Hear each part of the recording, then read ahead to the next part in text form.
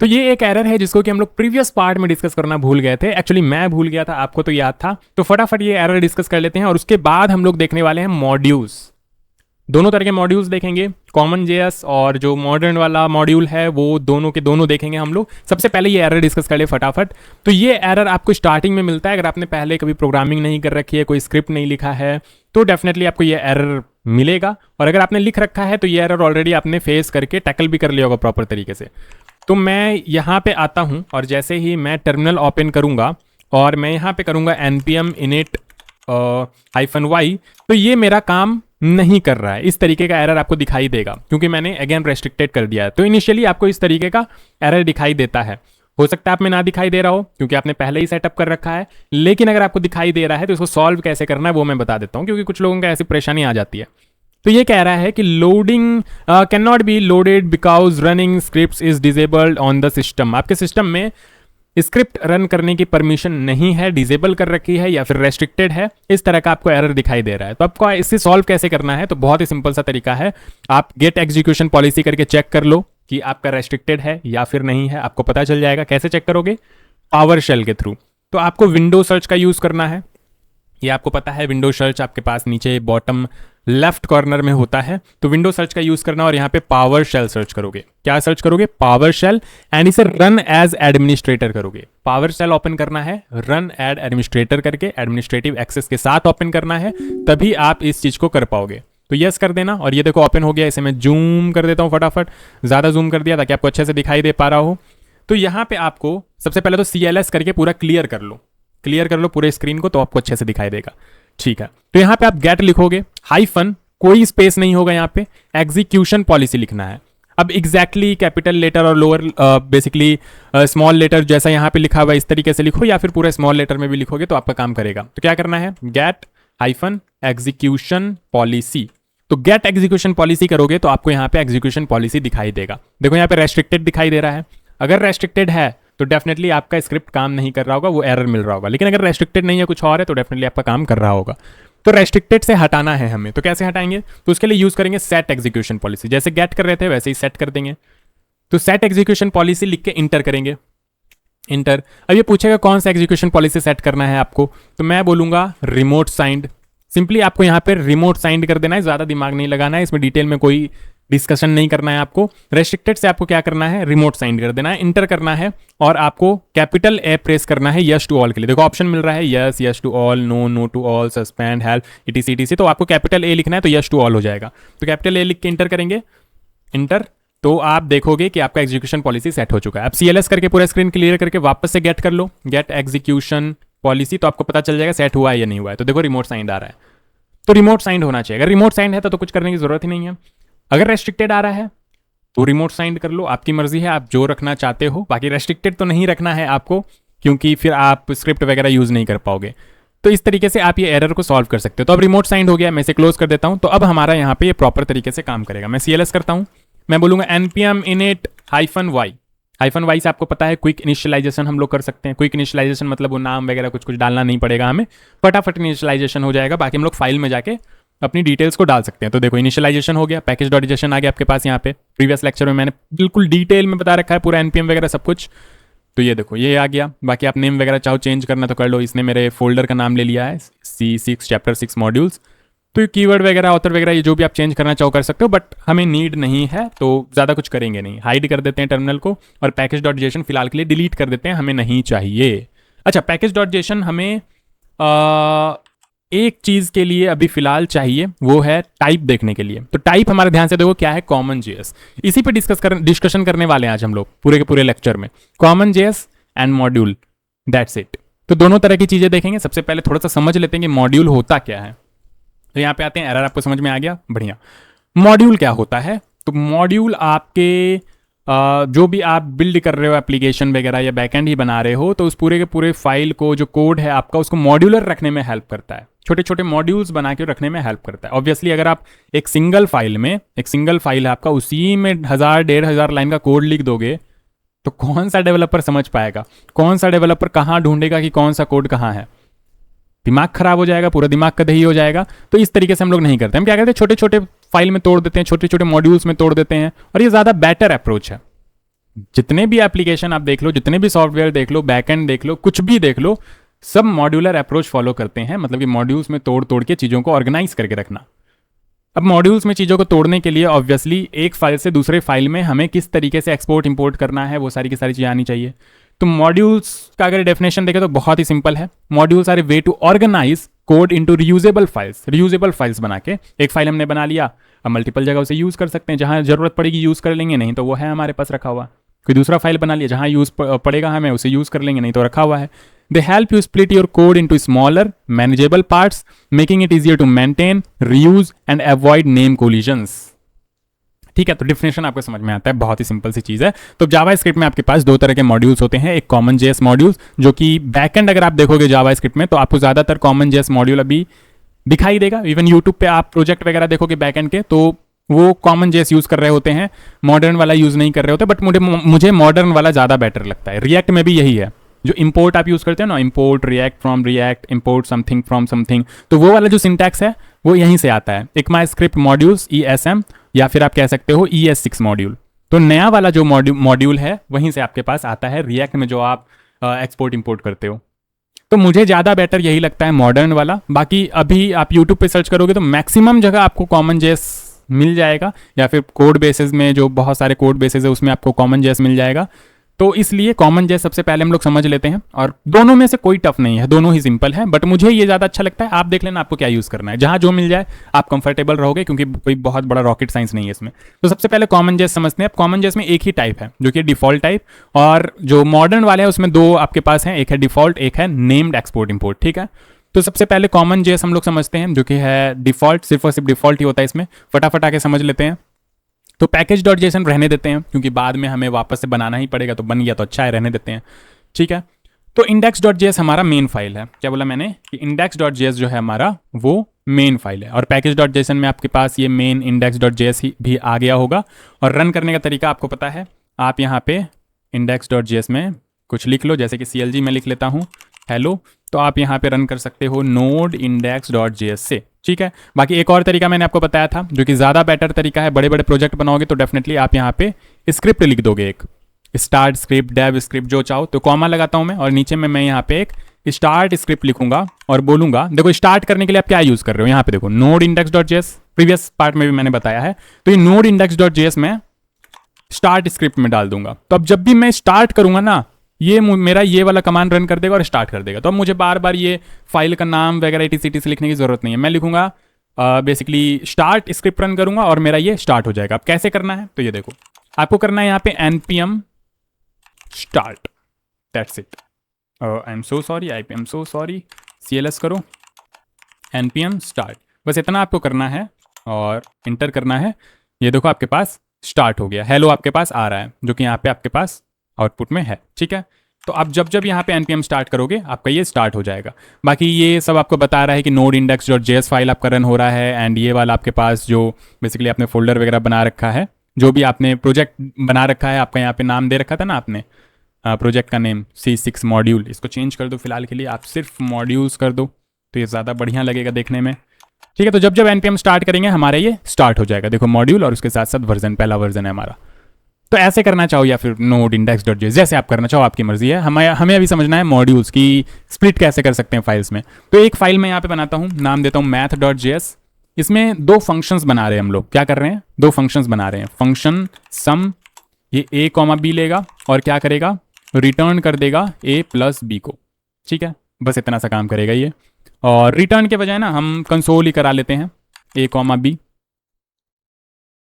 या रिटर्न कर लें, चलो रिटर्न ही कर लेते हैं, क्या दिक्कत है, रिटर्न A + B कर लेते हैं। ठीक है, और एक फंक्शन बना लेते हैं और सबट्रैक्ट नाम का, और यहाँ पे A, B लेंगे और इसको सबट्रैक्ट कर देंगे, रिटर्न A - B। तो ये दो फंक्शन हमने बना लिए, एक सम नाम का फंक्शन बना लिया, एक सबट्रैक्ट नाम का फंक्शन बना लिया, जो कि मैथ डॉट जेएस वाली फाइल में, ध्यान से देखिए, मैथ डॉट जेएस वाली फाइल में है, इंडेक्स डॉट जेएस में हमें यूज़ करना है। ऑब्वियसली इसी को हम लोग मॉड्यूलर अप्रोच कहते हैं, कि कहीं कहीं हमने अलग अलग सेपरेट फाइल में बना लिया सारी की सारी चीज़ें, और किसी भी फाइल में किसी भी चीज़ को यूज़ कर पा रहे हैं।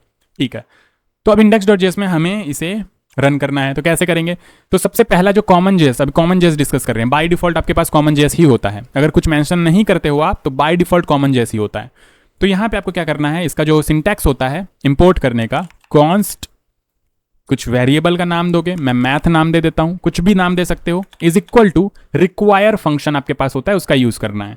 तो रिक्वायर और बाय डिफॉल्ट आपके पास होता है, कहीं से कुछ इंस्टॉल वगैरह करने की नीड नहीं है। तो const math is equal to require, अब अपने फाइल का नाम देना है। एंड ऑब्वियसली मैंने आपको एनपीएम वाले लेक्चर में बताया था कि अगर आप अपना खुद का कुछ यूज कर रहे हो, डायरेक्टरी में आपका प्रेजेंट है, तो आपको इस तरीके से डॉट स्लैश लगा के काम करना होता है। ये डिपेंड करता है कौन सी डायरेक्टरी में, dot dot slash dot slash dot slash, इस तरीके से आपको पता है, आइडिया है, बेसिक आपने प्रोग्रामिंग तो कर रखी है। तो डॉट स्लैश मैथ, यहीं पे मैथ वाला फाइल है, तो डॉट स्लैश मैथ, और डॉट जेएस यहाँ पे लगाना जरूरी नहीं है कॉमन जेएस में, लेकिन ज़्यादा बेटर यही है कि आप डॉट जेएस लगाने की आदत डाल लो, क्योंकि अगर आप मॉड्यूल वाले अप्रोच में जाओगे, बेसिकली मॉडर्न वाले मॉड्यूल अप्रोच में जाओगे, तो उसमें आपको डॉट जेएस लगाना जरूरी हो जाएगा, अदरवाइज आपका प्रोग्राम रन ही नहीं करेगा। तो यहाँ पे तो रन कर जाएगा, मैं आपको करके दिखा देता हूँ। npm start, तो ये देखो आपके पास यहाँ पे ये रन कर रहा है, ठीक है। और ऑब्वियसली स्क्रीन पे भी आपको कुछ दिख नहीं रहा है, तो उसके लिए मैं क्या करूँगा, मैं यहाँ पे CLG करूँगा मैथ को, कि मैथ के अंदर क्या है। अभी जो हमने मैथ से रिक्वायर किया, मैथ वाले फाइल से हमने रिक्वायर किया मतलब लिया, तो मैथ के अंदर आया क्या वो देखना है हमें। तो आपको दिखेगा कि एम्प्टी ऑब्जेक्ट आया, कुछ भी नहीं आया। ऐसा क्यों? हमने मैथ के अंदर 2 फंक्शन बना रखा है और इंडेक्स में प्रॉपर तरीके से रिक्वायर कर रहे हैं, मैथ वाले वेरिएबल में सेव कर रहे हैं, तो मैथ में क्यों नहीं आया? जवाब सिंपल सा है, कोई आपको कुछ भेजेगा तभी तो आप रिसीव करोगे ना। या पहले ही आप इस तरीके से कटोरा लेके बैठ जाओगे कि मेरे पास आ जाए, तो भिखमंगे वाले काम नहीं करना है यहाँ पे। कोई आपको भेजा होगा, फैमिली से आपको किसी ने कुछ भेजा है, तभी आप रिसीव करोगे। तो मैथ डॉट जेएस से आप यहाँ पे सेंड करोगे, सबसे पहले एक्सपोर्ट करोगे, तभी आप इंडेक्स डॉट जेएस में इंपोर्ट कर पाओगे। तो सबसे पहले आपको यहाँ पे क्या करना है, एक्सपोर्ट करना है। तो कैसे एक्सपोर्ट करना है? तो बहुत ही सिंपल है, आपको यहाँ पे लिखना है मॉड्यूल डॉट, क्या लिखा गया, module dot export is equal to sum, बस इतना सा आपको करना है, module dot export is equal to sum. अब वापस से रन करो और देखो आपके पास क्या आ रहा है। तो आप देखोगे मॉड्यूल डॉट एक्सपोर्ट्स होता है, आई एम सो सॉरी। तो मॉड्यूल डॉट एक्सपोर्ट्स आपको करना है और देखोगे आपके पास एक सम नाम का फंक्शन आ रहा है। ऑब्वियसली तो सम फंक्शन है, सम को आपने एक्सपोर्ट किया, तो यहाँ पे आपको सम नाम का एक फंक्शन मिल रहा है। अब पहले खाली ऑब्जेक्ट मिल रहा था, लेकिन अब आपको सम नाम का एक फंक्शन मिल रहा है।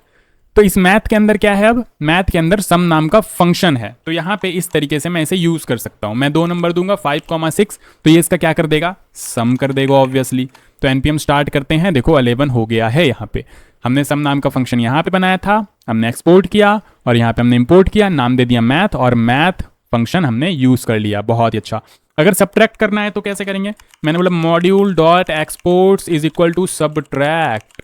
अच्छा, अब सम और सब्ट्रैक्ट दोनों आ जाएगा क्या हमारे पास? चलो देखते हैं, चलो देखते हैं। अभी कुछ नहीं कर रहे हम लोग, यहाँ पे मैथ के अंदर देखते हैं क्या आ रहा है। मैथ के अंदर देखते हैं क्या आ रहा है। पहले सम आ रहा था, अभी देखते हैं क्या आ रहा है। ओह, अभी सब्ट्रैक्ट आ रहा है। सम कहाँ गया? हमने तो सम भी कर रखा है एक्सपोर्ट और सब्ट्रैक्ट भी कर रखा है एक्सपोर्ट, जबकि हमें सिर्फ और सिर्फ सम सब्ट्रैक्ट मिल रहा है, सम नहीं मिल रहा है। तो यहाँ पे क्या होता है, यहाँ पे आपके पास ओवरराइड हो जाता है। आप यहाँ पे सम भेज रहे हो, साथ ही साथ सब्ट्रैक्ट भी भेज रहे हो, तो ये वाला जो सिंटैक्स होता है आपके सम को ओवरराइड करके सिर्फ और सिर्फ सब्ट्रैक्ट को सेंड कर देता है। तो सॉल्यूशन क्या है यहाँ पे, किस तरीके से हम दोनों को सेंड करेंगे? तो क्या करेंगे, कमेंट करेंगे इसे, और obviously same syntax, module dot exports, module dot exports is equal to एक ऑब्जेक्ट बना लेंगे और ऑब्जेक्ट के अंदर सेंड कर देंगे। सिंपल सी बात है। ऑब्जेक्ट में की वैल्यू पे सेंड कर सकते हैं, तो बोलेंगे सम की हो गया और वैल्यू सम हो गया यहाँ पे। फिर सब्ट्रैक्ट नाम का एक की हो गया और सब्ट्रैक्ट नाम का वैल्यू भी है, जो कि एक फंक्शन है। तो इस तरीके से हम सेंड कर सकते हैं।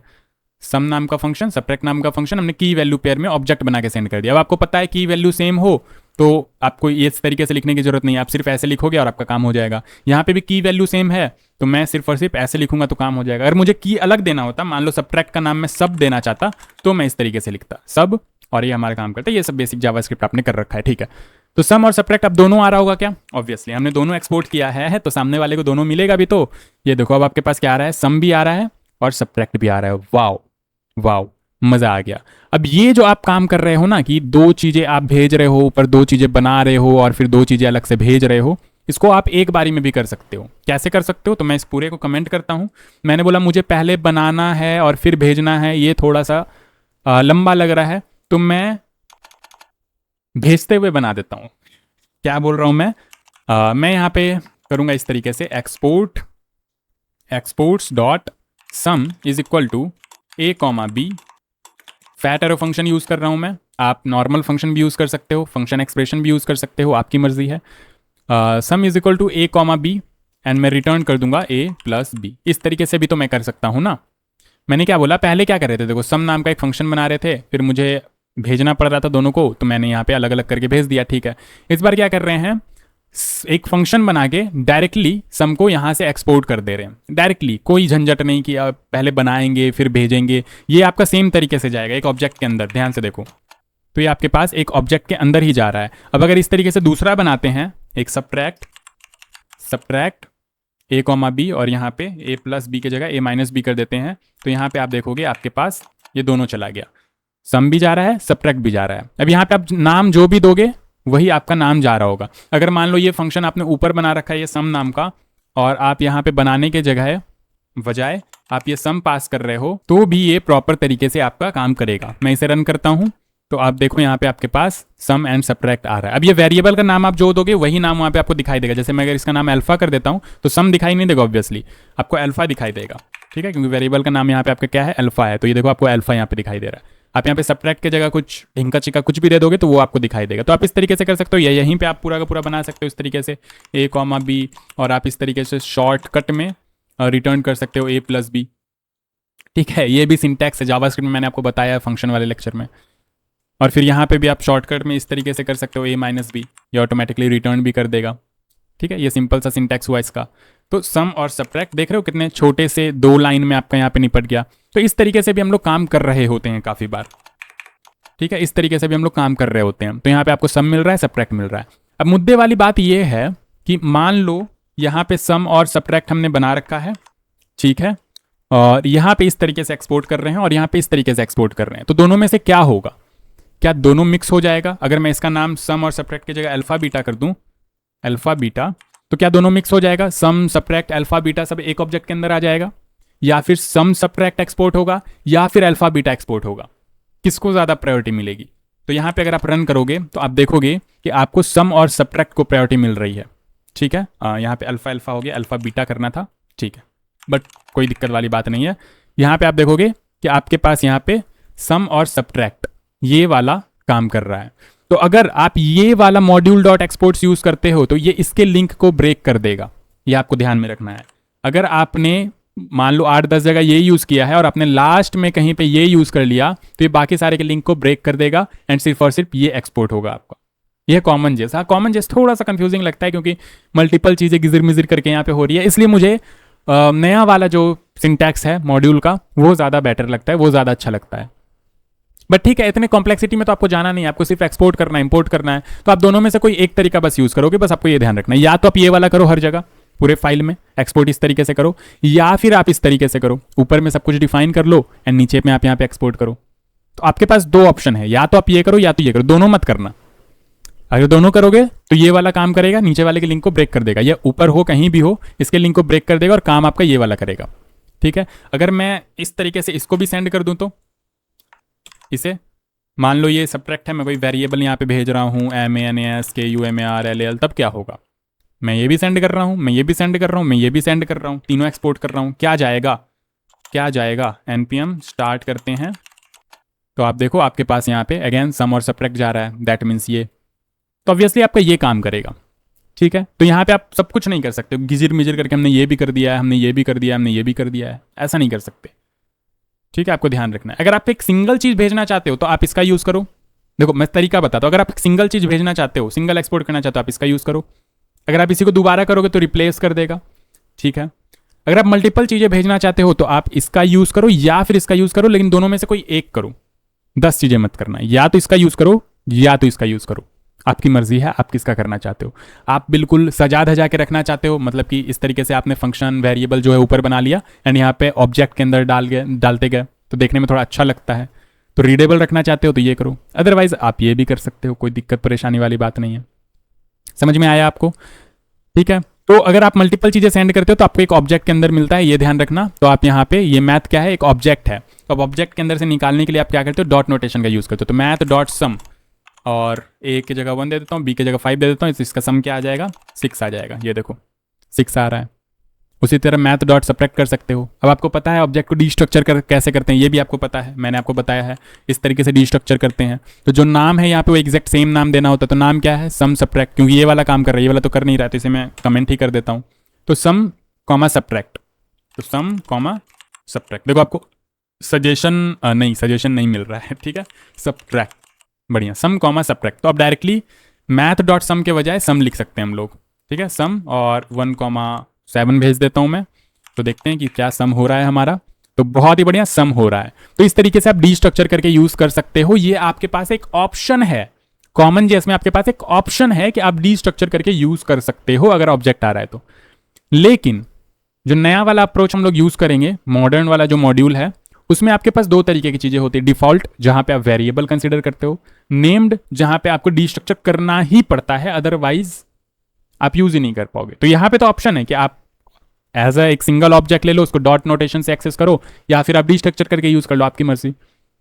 लेकिन वहां पे आपके पास ये ऑप्शन नहीं होता, क्योंकि आपके पास वहां पे दोनों चीजें होती है, डिफॉल्ट भी होता है, ये भी होता है। तो वेरिएबल और डी स्ट्रक्चर दोनों एक साथ आपको यूज करना होता है, और वो ज्यादा बेटर लगता है मुझे। इससे बहुत ये थोड़ा कंफ्यूजिंग भी लगता है कि कब आप क्या कर रहे हो, किसका प्रायोरिटी ज्यादा है, कौन किसके लिंक को ब्रेक कर रहा है, किस तरीके से काम कर रहा है। तो ठीक है, आप हालांकि अगर आप प्रोडक्शन में जाओगे तो आप इस तरीके से सारी चीजें यूज नहीं कर रहे होते हो। आप जनरली एक्सपीरियंस से बता रहा हूँ, या तो आप ये करोगे फाइल में हर जगह, या फिर आप ये करोगे, दैट्स इट, इतना सिंपल है। या तो आप ये करोगे कि आपने एक जगह बना दिया, आप यहाँ पे यूज करते जा रहे हो, या फिर आप ये करोगे, ठीक है। तो ये आपको समझ में आ गया। ये क्या था आपके पास, कॉमन जेएस था, कॉमन जेएस। इसके बाद आता है आपके पास मॉड्यूल, ठीक है। इसके बाद आता है आपके पास ECMAScript मॉड्यूल, या फिर ES6 मॉड्यूल आप कह सकते हो, मॉडर्न मॉड्यूल सिस्टम भी आप कह सकते हो, आपकी मर्जी।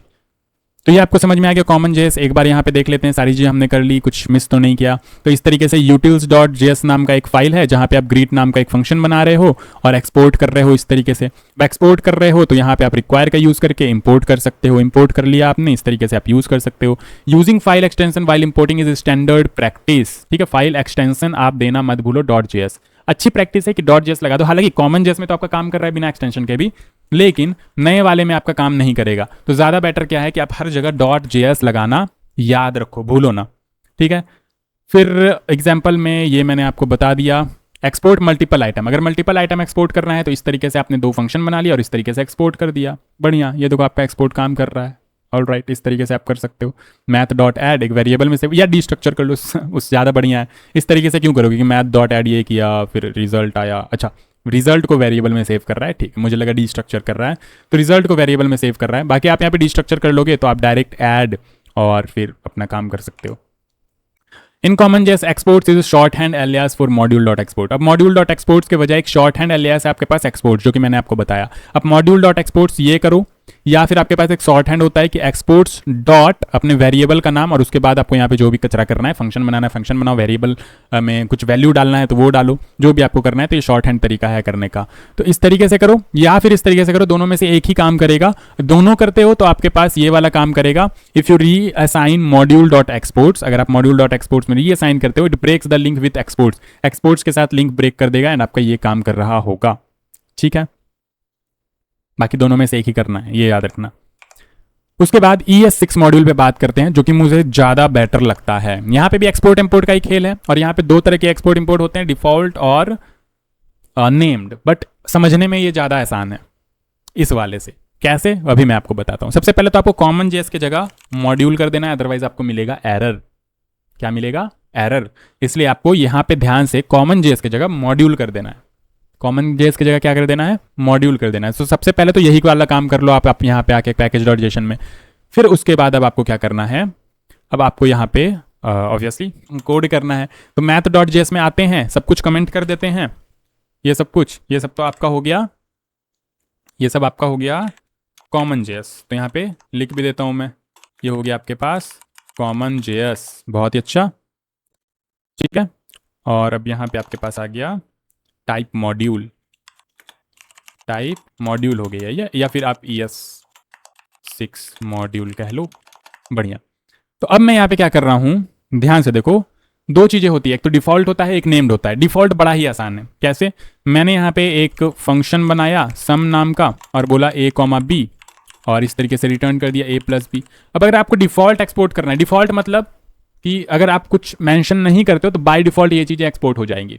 तो मैं यहाँ पे बोल रहा हूँ export default, that's it. Default करने के लिए आपको डिफ़ॉल्ट लगाना है। यहाँ पे एक ही कीवर्ड यूज़ ही होता है, एक ही कीवर्ड, जो कि एक्सपोर्ट। वहाँ पे आप देख रहे थे मॉड्यूल डॉट एक्सपोर्ट्स, फिर अगर एलियास आप शॉर्ट हैंड तरीका यूज़ करो तो आप लिख रहे थे एक्सपोर्ट्स डॉट समथिंग। यहाँ पे आपका एक ही कीवर्ड है एक्सपोर्ट, दैट्स इट। इसके अलावा कुछ नहीं, सिर्फ और सिर्फ एक्सपोर्ट, ठीक है।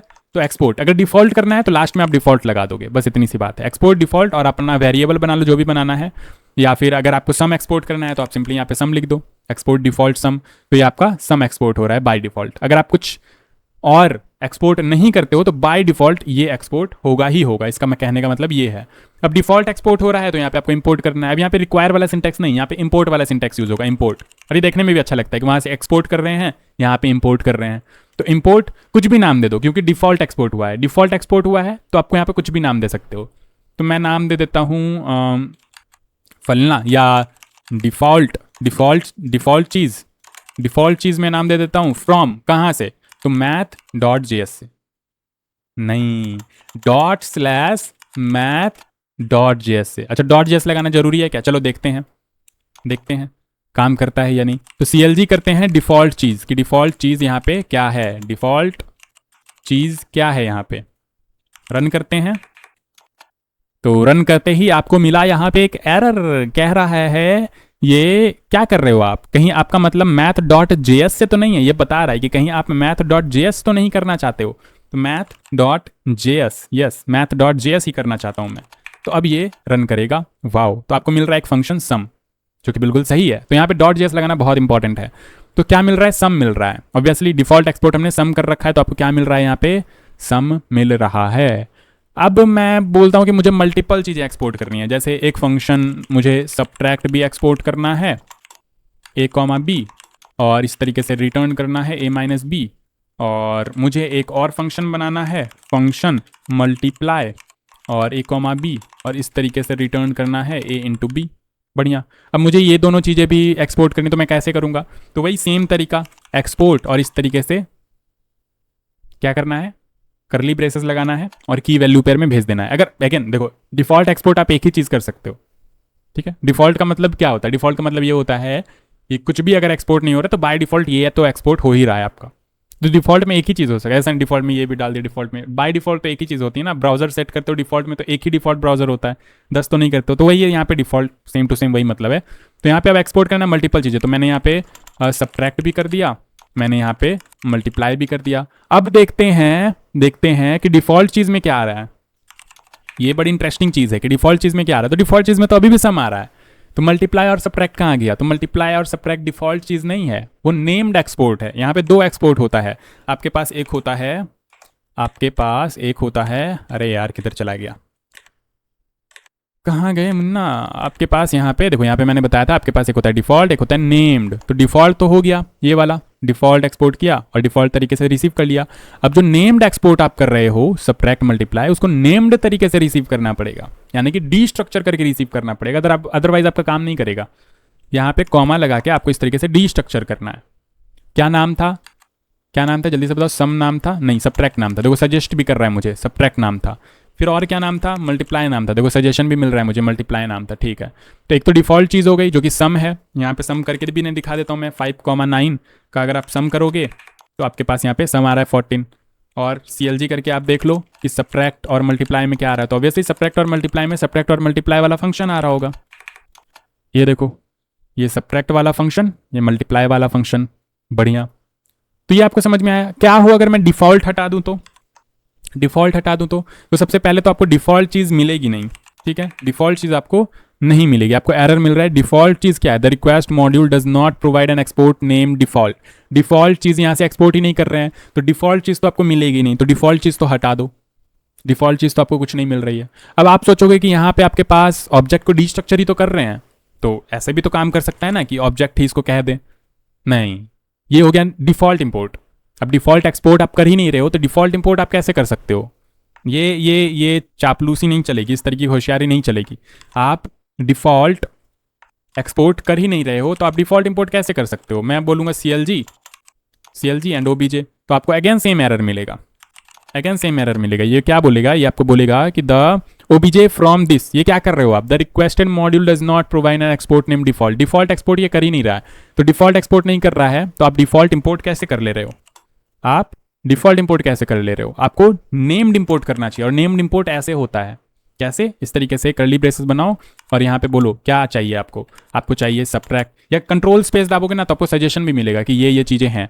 अब ये कंसोल लॉग ये सब तो अभी यूज़ किया मैंने इसलिए आ रहा है, बाकी 2 चीज़ें हैं यहाँ पे देखो, ये फंक्शन बना हुआ दिख रहा है ना आपको, मल्टीप्लाई और सबट्रैक्ट। तो सबट्रैक्ट है कॉमा कंट्रोल स्पेस मल्टीप्लाई, तो सजेशन भी मिलता है कि फाइल में क्या क्या बना हुआ है। Wow interesting.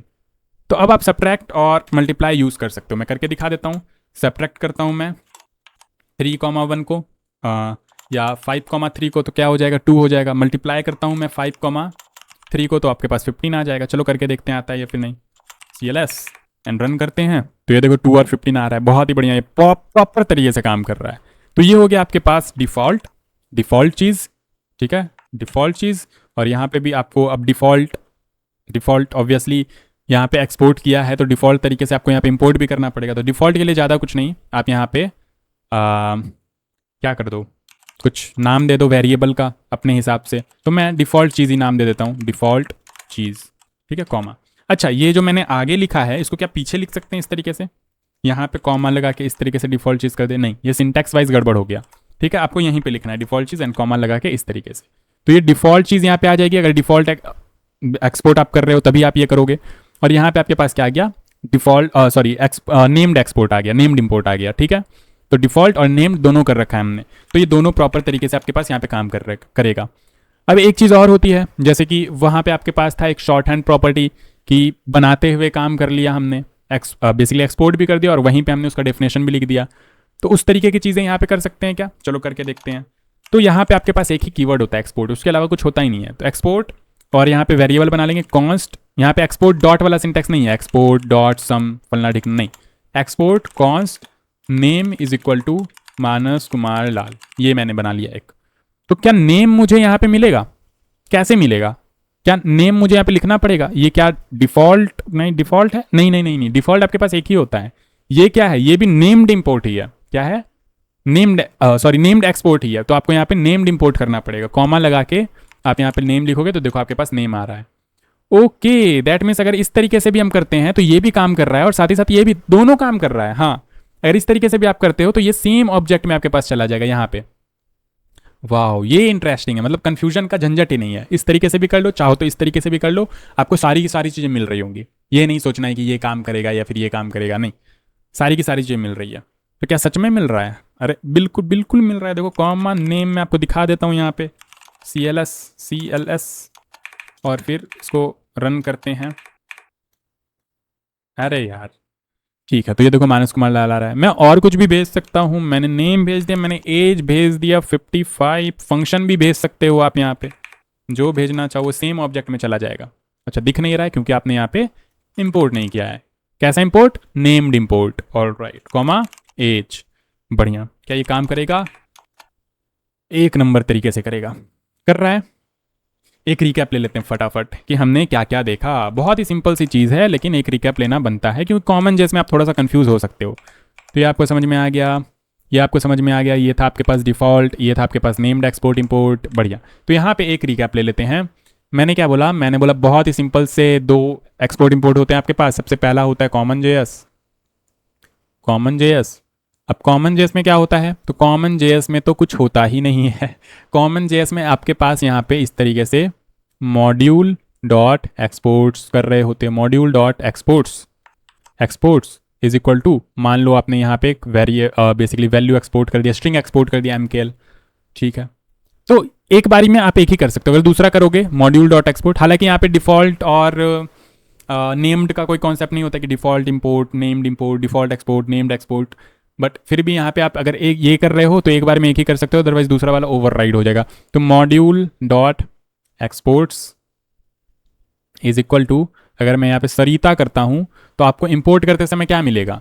ये नहीं मिलेगा आपको। इंपोर्ट करते समय ये नहीं मिलेगा आपको, ये मिलेगा, ठीक है। ये आपको समझ में आता है कि दोनों में से आपका एक ही काम करेगा। फिर अगर आपको मल्टीपल चीज़ें करनी है, for multiple items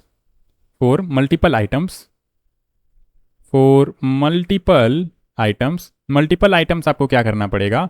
multiple items के लिए आपको थोड़ा दिमाग लगाना पड़ेगा। आपको करना ये पड़ेगा कि देखो भेज तो अभी भी एक ही रहे हो, बट दिमाग लगा के मल्टीपल चीज़ें चली गई। यहाँ पे अभी भी एक ही चीज़ भेज रहे हो जो कि है ऑब्जेक्ट, लेकिन इसके अंदर आपको पता है की वैल्यू पे डाल सकते हैं। तो ये हो गया दिमाग लगाना अपना, है एक ही चीज़ भेज सकते हैं एक बारी में। तो ये थोड़ा दिमाग लगाना हो गया कि चलो दिमाग लगा के हमने इसी तरीके से मल्टीपल चीज़ें भेज दी ऑब्जेक्ट के फॉर्मेट में।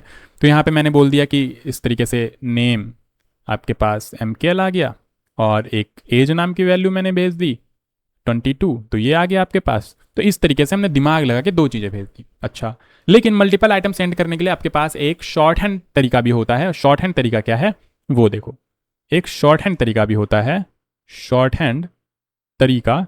तो शॉर्ट हैंड तरीका आपके पास क्या होता है, शॉर्ट हैंड तरीका आपके पास ये होता है एक्सपोर्ट्स डॉट वेरिएबल का नाम नेम दे देते हैं इज इक्वल टू MKL, ठीक है।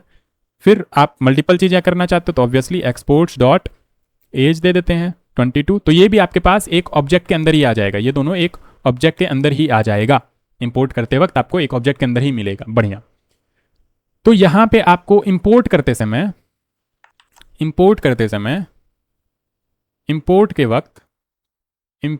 के वक्त आपको क्या मिलेगा, इंपोर्ट के वक्त आपको एक ऑब्जेक्ट मिलेगा। क्या मिलेगा, एक ऑब्जेक्ट मिलेगा, ठीक है। अगर आप ये कर रहे हो ये वाला काम module dot exports is equal to something, अगर सिर्फ एक ही कोई वैल्यू एक्सपोर्ट कर रहे हो तो आपको वैल्यू मिलेगा, वैल्यू या फिर ऑब्जेक्ट मिलेगा। अगर ऑब्जेक्ट मिलेगा तो आपके पास ऑप्शन है कि आप इसको डीस्ट्रक्चर कर सकते हो, ठीक है। अदरवाइज आप डायरेक्टली भी यूज कर सकते हो, आपकी मर्जी है। आप डायरेक्टली भी यूज कर सकते हो, डीस्ट्रक्चर भी कर सकते हो। लेकिन अगर आप मॉडर्न वाला यूज कर रहे हो, मॉड्यूल यूज कर रहे हो, ठीक है, क्या यूज कर रहे हो, टाइप मॉड्यूल यूज कर रहे हो, ES6 मॉड्यूल, ठीक है। तो यहां पे क्या होगा, यहां पे आपके पास बहुत ही सिंपल सा एक कीवर्ड होता है जो कि है एक्सपोर्ट, एंड इसी से आपका सारा काम हो जाएगा।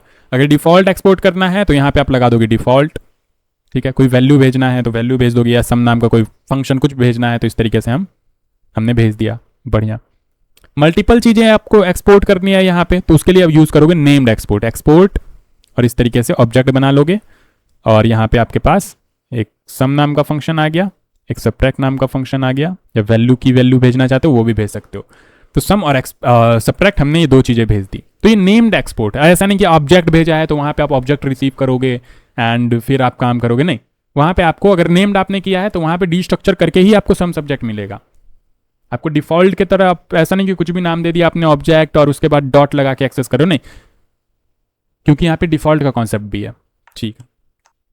फिर आप चाहो तो आप इस तरीके से भी भेज सकते हो, एक्सपोर्ट एक यहीं पे बना लो, const sum is equal to sum subtract तो हो ही गया है, तो ऑब्जेक्ट के अंदर कितना आटेगा, सम है तो दोबारा सम डालोगे तो ओवरराइड हो जाएगा। ये तो सिंपल सी बात है, ऑब्जेक्ट का कॉन्सेप्ट आपने पढ़ा है। ऑब्जेक्ट में अगर एक की है नेम, दोबारा से आप वो की डाल रहे हो तो उसको ओवरराइड कर देगा ऑब्वियसली। तो यहाँ पे कुछ दूसरा बना लेते हैं, multiply is equal to fat arrow function बना लेते हैं। यहाँ पे ये ले रहा होगा आपके पास a, b, और इस तरीके से a इंटू बी कर देंगे और ये रिटर्न भी हो जाएगा। ये शॉर्ट तरीका है करने का, फंक्शन वगैरह आपने पढ़ रखा है, ठीक है। तो इंपोर्ट के वक्त क्या होगा, इंपोर्ट के वक्त तो इंपोर्ट के वक्त यहाँ पे बड़ा इंटरेस्टिंग होता है। आपके पास सारी चीज़ें मिल रही होती है और 2 ही चीज़ें एक्चुअली में होती हैं यहाँ पे, डिफॉल्ट और नेम्ड। तो इंपोर्ट कीवर्ड का यूज़ करोगे, डिफॉल्ट हो रखा है तो आप कुछ भी नाम दे सकते हो, आपकी मर्जी है। अगर डिफॉल्ट हो रखा है तो डिफॉल्ट एक्सपोर्ट हो रखा है तो आप नाम कुछ भी दे सकते हो। सम है तो आप यहाँ पे नाम दे दो, सम होला, कुछ भी दे दो, ठीक है। या सम भी दे सकते हो, आपकी मर्जी। ये हो गया डिफॉल्ट। कॉमा लगा के आपको क्या करना है, नेम्ड एक्सपोर्ट। आपके पास 3 चीज़ें हैं ऑब्जेक्ट के अंदर, ये भी आपके ऑब्जेक्ट के अंदर ही चला जाएगा। तो आपके पास सम है, सम निकाल लो, जरूरत है तो, नहीं तो ऐसा नहीं कि निकालना ही है। सबट्रैक्ट ये निकाल लो, फिर आपके पास है यहाँ पे मल्टीप्लाई, ये निकाल लो। और यहाँ पे आप बोलोगे फ्रॉम कहाँ से, तो ऑब्वियसली जो फाइल है ./math, और .js लगाना नहीं भूलना है, ठीक है। अगर .js लगाना भूल गए तो गड़बड़ हो जाएगा। ये .js यहाँ पे बहुत इंपॉर्टेंट है, वेरी वेरी इंपॉर्टेंट। तो आई होप आपको ये पूरा समझ में आ